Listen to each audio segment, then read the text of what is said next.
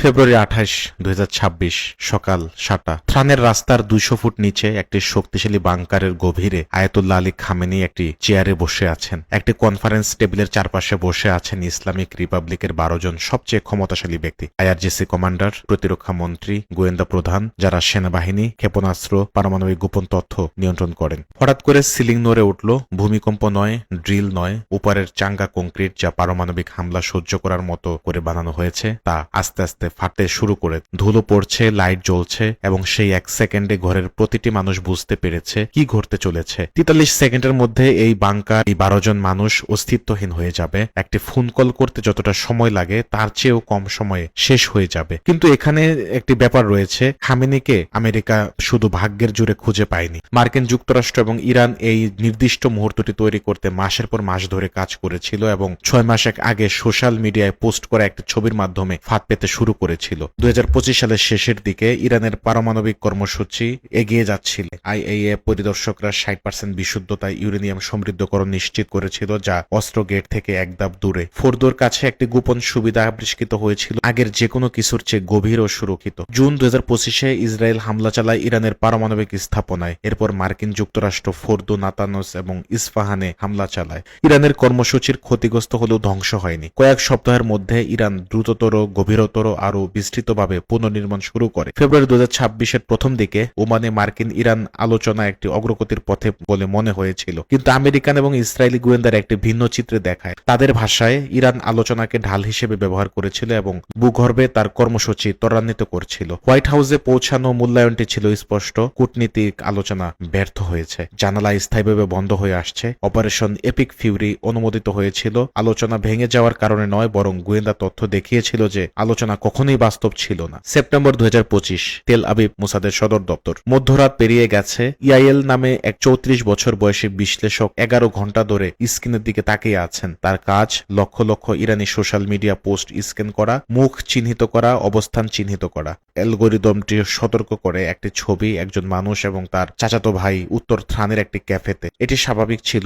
শুধু মোসাদের AI background flag করে। ক্যাফের জানালার প্রতিফলনে সবেমাত্র দেখা যাচ্ছে একটি রাস্তার চিহ্ন। ইয়াইল জুম করে, বর্ধিত করে, তার হাত থেমে যায়। তিনি সেই রাস্তা চেনেন। এটি একটি নিষিদ্ধ অঞ্চল যা বেসামরিক মানচিত্রে দেখা যায় না। তিনি স্যাটেলাইট ডেটাবেসে অবস্থানটি খুঁজে দেখেন। যা ফিরে আসে তা হলো একটি ভুতুরে জায়গা, একটি স্থাপনা যার কোনো সরকারি রেকর্ড নেই, ভারী নিরাপত্তা, সম্পূর্ণ অফ দ্য গ্রিড। 2 সপ্তাহ ধরে উপগ্রহগুলি 24 ঘন্টা পর্যবেক্ষণ করে। একটি প্যাটার্ন উদ্ভূত হয়। প্রতি শনিবার সকালে ঠিক 12টি কালো সাজোয়া এসইউভি আসে, একই সংখ্যা, একই সময়। 19 অক্টোবর 2025 একটি ড্রোন নিরাপত্তা প্রোটোকলে 1.3 সেকেন্ডের ফাঁক ধরে ফেলে। একটি এসইউভি তাড়াতাড়ি আসে, পিছনের দরজা খুলে নিরাপত্তা রক্ষীরা ঘিরে ফেলার আগেই একটি মুখ দেখা যায়। ফেসিয়াল রিকগনিশন ছবিটি শনাক্ত ফলাফল যা দাঁড়ায় তা হলো ইনি একজন জেনারেল নন, ইনি আয়াতুল্লাহ আলী খামেনি, ইরানের সর্বোচ্চ নেতা, এবং তিনি প্রতি শনিবার ঘড়ির কাঁটার মতো এখানে আসেন। নভেম্বর 2025, সিআইএ সদর দপ্তর, ল্যাংলি, ভার্জিনিয়া। মোসাদ সবকিছু শেয়ার করে।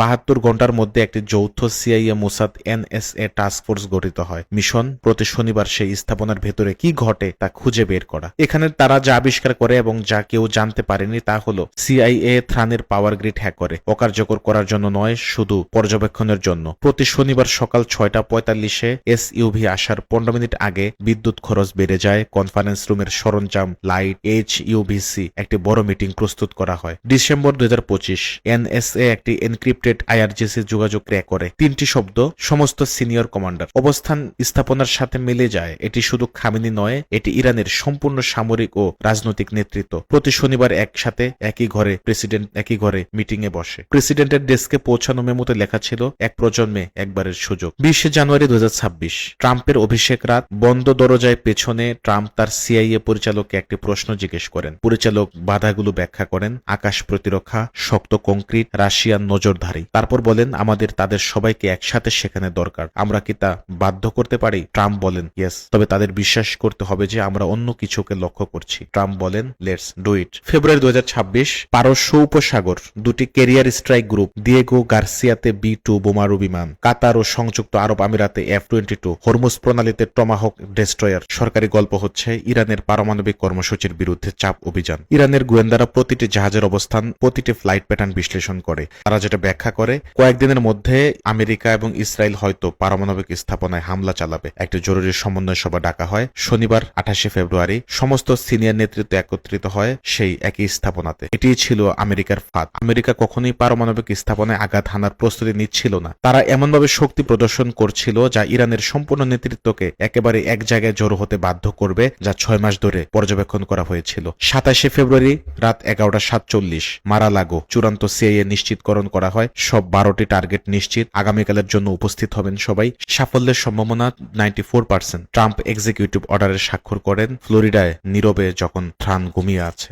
27 ফেব্রুয়ারি রাত 11টা হোয়াইটম্যান এয়ারফোর্স বেস মিসৌরি 3টি B2 স্প্রিট স্টিলথ বোমারু সম্পূর্ণ অন্ধকারে ট্যাক্সি চাল। প্রতিটি বহন করে GBU-57 massive ordinance penetrator 30,000 pound 200 foot চাঙ্গা কংক্রিট ভেদ করে বিস্ফোরিত হওয়ার জন্য তৈরি। পৃথিবীর সবচেয়ে শক্তিশালী প্রচলিত অস্ত্র। পাইলটরা সপ্তাহ ধরে স্থাপনার 3টি মডেল অধ্যয়ন করেছেন। প্রতিটি দেয়ালে প্রতিটি স্তর টার্গেটিং হিসাব 200 বার চালানো হয়েছে। রাত 11:30 বোমারু বিমানগুলো উড্ডয়ন করে পূর্ব দিকে। থ্রান সময় সকাল 7টায় পৌঁছানোর নির্ধারিত সময়। নেভাতিম এয়ারবেস ইসরায়েলে 200 F-35 যোদ্ধা চূড়ান্ত ব্রিফিং গ্রহণ। পাইলটরা নীরবে প্রস্তুতি নেয়, কেউ কথা বলে না। পারস্য উপসাগর জুড়ে মার্কিন ডেস্ট্রয়ারগুলি 200 টমাহক মিসাইল লুট করে। প্রতিটি স্থানাঙ্ক লক করা। থ্রানে খামেনি ঘুমাচ্ছেন, তার বাকি আছে মাত্র 8 ঘন্টা। 28 ফেব্রুয়ারি সকাল 6:30 থ্রান।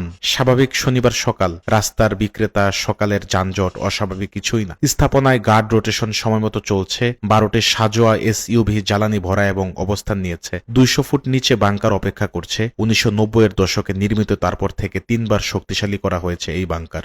4 মিটার ইস্পাত চাঙ্গা কংক্রিটের দেয়াল। সিলিং ডিজাইন করা হয়েছে কাছাকাছি পৃষ্ঠের পারমাণবিক বিস্ফোরক সহ্য করার জন্য।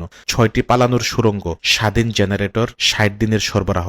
যারা এটি তৈরি করেছিল তারা কেউ GBU-57 এর কথা শোনেনি। 50,000 ফুট উপরে প্রতিটি ইরানি রাডারের অদৃশ্য 3টি B2 বোমারু তাদের প্যাটার্ন ধরে রেখেছে। ল্যাংলিতে অপেক্ষা করছে। CIA বিশ্লেষকরা তাপীয় স্যাটেলাইট ফিডে যানবাহন গণনা করছেন। গাড়ি 3, গাড়ি 7, গাড়ি 10, সব 12। যখন একে একে 12টি গাড়ি এসে উপস্থিত হয়, একটি এনক্রিপ্ট করা বার্তা লিড বোমারুতে প্রেরণ করা হয়। সব টার্গেট উপস্থিত, এগিয়ে যাওয়ার অনুমতি চাই। সকাল 6:52 খামেনি টেবিলের মাথায় তার আসন গ্রহণ করেন। তার চারপাশে IRGC কমান্ডার পাকপুর, প্রতিরক্ষা মন্ত্রী নাসির জাদেহ, গোয়েন্দা পরিচালক যারা ইরানের পারমাণবিক কর্মসূচি, এর প্রক্সি, এর ক্ষেপণাস্ত্র নিয়ন্ত্রণ করেন। সভা শুরু হয়। পরিস্থিতি গুরুতর। আমেরিকান বাহিনী উপসাগর জুড়ে অবস্থান নিয়েছে। কয়েক ঘন্টার মধ্যে হামলা আশা করা হচ্ছে। প্রতিক্রিয়া প্রোটোকল আজ চূড়ান্ত করতে হবে। তার ফোন কম্পন করে আকাশ প্রতিরক্ষা থেকে বার্তা, থ্রানের উত্তর পশ্চিমে আমেরিকান বিমান ঢুকে পড়েছে। তার প্রতিরক্ষা মন্ত্রী চেক করেন।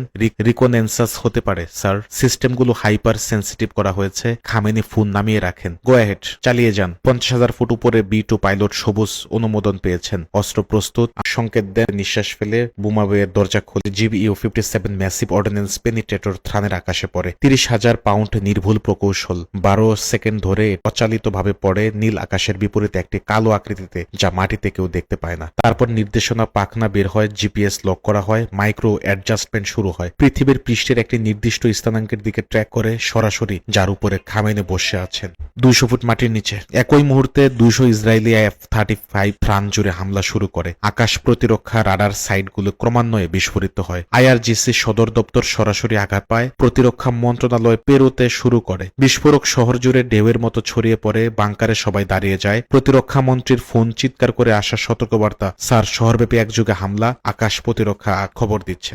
তারপর একটি ভিন্ন শব্দ, উপরের বিস্ফোরণ নয়, সম্পূর্ণ আলাদা কিছু। একটি কম্পন যা মেঝে দিয়ে, দেয়াল দিয়ে, বাতাস নিজেই ভ্রমণ করে। শিলাস্তরের গভীর থেকে একটি গভীর আর্তনাদ, এমন এক ধরনের শব্দ যা বোঝায় যে কঠিন পৃথিবীর ভেতর দিয়ে বিশাল কিছু দ্রুত গতিতে চলছে। লাইট নিভে যায়। জরুরি শক্তি সক্রিয় হয়। লাল জরুরি আলো ঘরটিকে রক্তিম আভায় ভরিয়ে দেয়। একজন জেনারেল চুপচাপ বলেন, তারা চলে এসেছে। GBU-57 স্থাপনার ছাদে 700 মাইল প্রতি ঘন্টা বেগে আঘাত করে। এটি বিস্ফোরিত হয় না, এখনই নয়, এটি অস্ত্রের নকশা। শক্ত ইস্পাতের নাকের শঙ্কু ছাদের কাঠামো ভেদ করে যেন তা নেই। প্রথম তলা দিয়ে, দ্বিতীয় তলা দিয়ে, কঠিন শিলাস্তরের 50 ফুট, 100-150 ফুট নিচের বাংকারের লোকেরা এটি শুনতে পায় না। বোমাটি পাথরের মধ্য দিয়ে শব্দের চেয়ে দ্রুত ভ্রমণ করে। ঠিক 200 ফুটে বাংকারের মেঝের সমান স্তরে চাপ ফিউজ সক্রিয় হয়। 1200 পাউন্ড উচ্চ বিস্ফোরক একটি সিল করা ভূগর্ভস্থ স্থানে বিস্ফোরিত হয়। বাংকারের সিল একটি পারমাণবিক নিয়ার মিস সহ্য করার জন্য ডিজাইন করা হয়েছিল। একই সাথে তার প্রতিটি কাঠামোগত সিম বরাবর ফাটল ধরে। একাধিক টন ওজনের কংক্রিটের টুকরো খুলে পড়ে। তাপমাত্রা প্রথম মিলি সেকেন্ডে 800 ডিগ্রি বেড়ে যায়। ওভার প্রেশার ওয়েভ প্রতি বর্গ ইঞ্চিতে 45,000 পাউন্ড পৌঁছায়। এত ঘন ধুলো যে তা কঠিন পদার্থ। সম্পূর্ণ অন্ধকার। অন্ধকার, ধাতু পেশনকারী চাঙ্গা কংক্রিটের শব্দ, এক মুহূর্তের জন্য একটি কণ্ঠস্বর, তারপর নীরবতা। উপরে পুরো স্থাপনাটি ভূমিকম্পে আঘাত হেনেছে বলে কেঁপে ওঠে। প্রধান ভবনটি তার কেন্দ্রে ধসে পড়ে। জানালা 200 মিটার পর্যন্ত প্রতিটি দিকে ফেটে যায়। তারপর কাঠামোটি ভেতরের দিকে ধসে পড়ে, নিচে তৈরি করা শূন্যতায় পড়ে। একটি ধুলোর মেঘ 300 ফুট ত্রাণের আকাশে উড়ে। 60 সেকেন্ডের মধ্যে ইরানের সবচেয়ে সুরক্ষিত নেতৃত্ব স্থাপনাটি একটি গর্তে শেষ হয়।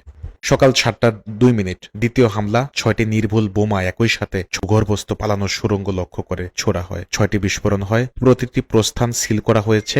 সকাল 7:08 তৃতীয় হামলা। যানবাহন ডিপো 12টি সাজোয়া এসইউভি শৃঙ্খল বিস্ফোরণে বিস্ফোরিত হয়। ল্যাংলিতে গ্রাউন্ড পেনিট্রেটিং রাডার তাপীয় ইমেজিং এর সাথে ওভারলে করা ধ্বংসাবশেষ স্ক্যান করে যে কোনো তাপীয় স্বাক্ষর খুঁজছে যা আগুন নয়। টার্গেট প্যাকেজ নিষ্ক্রিয় করা হয়। আয়াতুল্লাহ আলী খামেনি তার 12 জন সরকারি সামরিক কর্মকর্তা সহ শহীদ হন। প্রিয় দর্শক, ভিডিওটি ভালো লাগলে পেজটি ফলো করে এবং চ্যানেলটি সাবস্ক্রাইব করে আমাদের সাথেই থাকার অনুরোধ রইল। আল্লাহ হাফেজ।